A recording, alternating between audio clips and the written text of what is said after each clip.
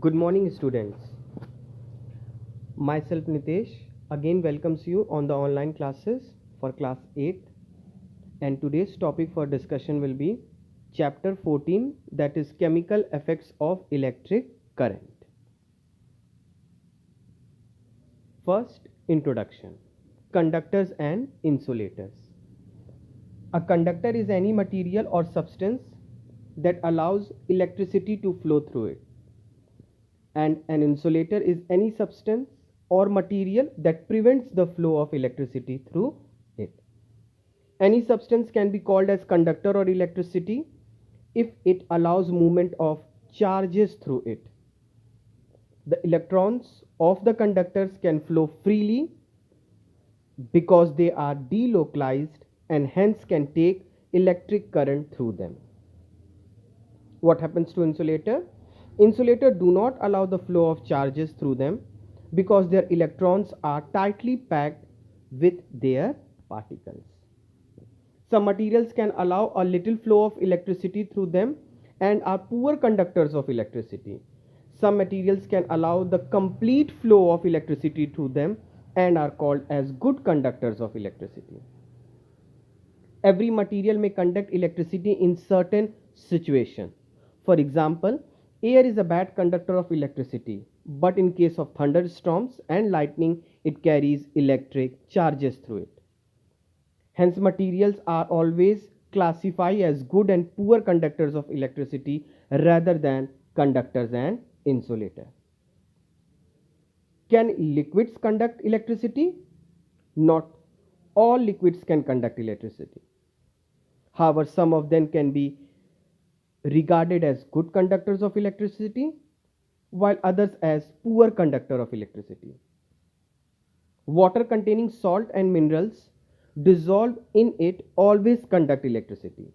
Distilled water which do not contain any salts cannot conduct electricity. Any solution of acids or bases can also conduct electricity.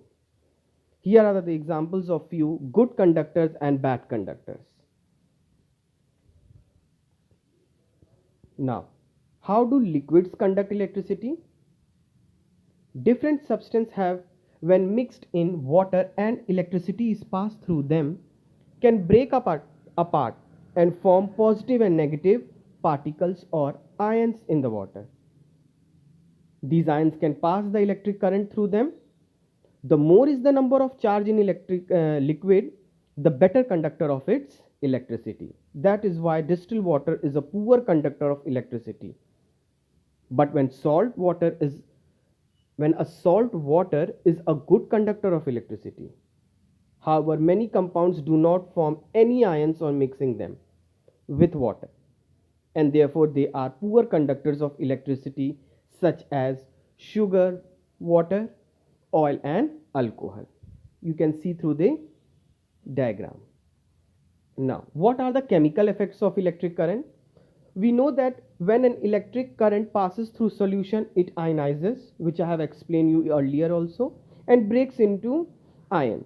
This is because chemical reaction that take place when an electric current passes through a solution. Depending on the nature of solution and the electrodes used, the following effects can be observed in the solution. What are those? First, metallic deposits on the electrodes.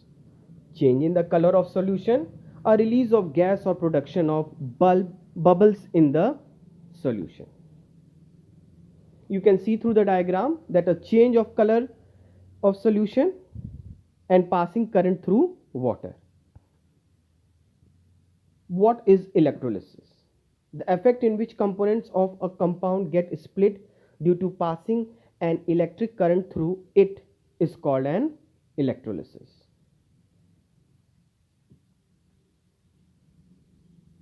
In electrolysis, you have to learn few points which has to be, or you can say some define the terms you have to learn in it. Here I have explained each and everything, so go through it very properly. First is, what is an electrode?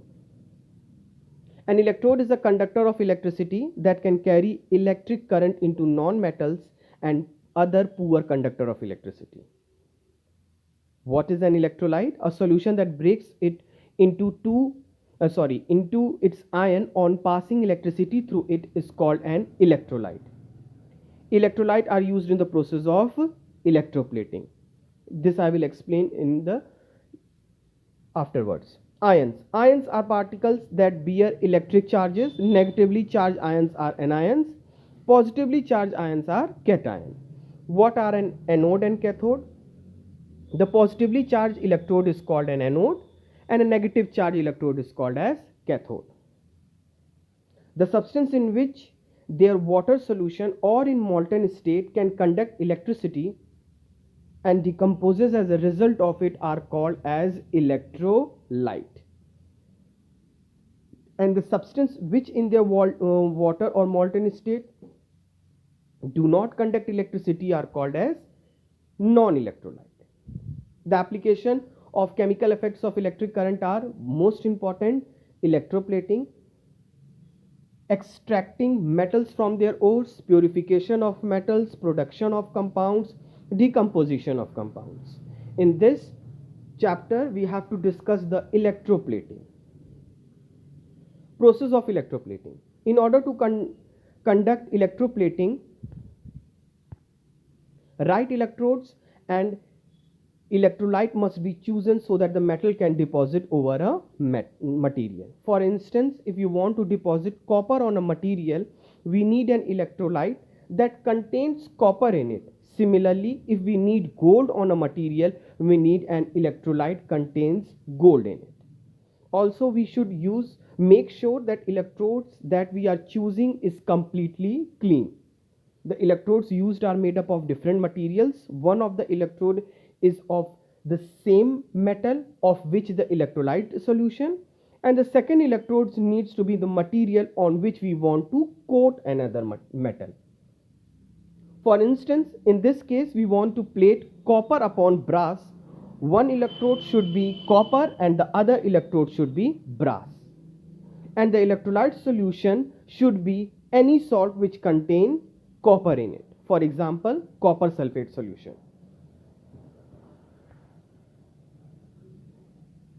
Out of these two electrodes, the copper electrodes act as an anode, that is positive electrode, and the brass act as a cathode, that is negative electrode.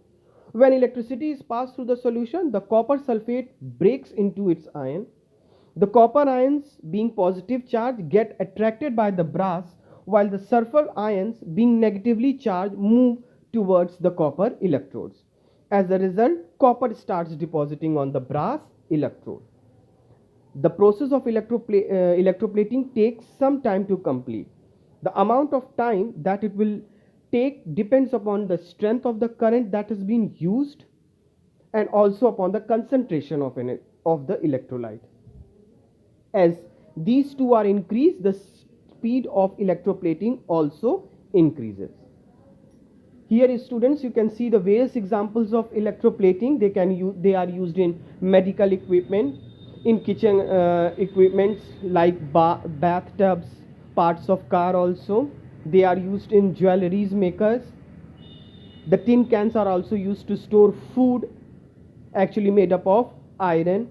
Bridges and various parts of automobiles are also made up of iron because it provides strength.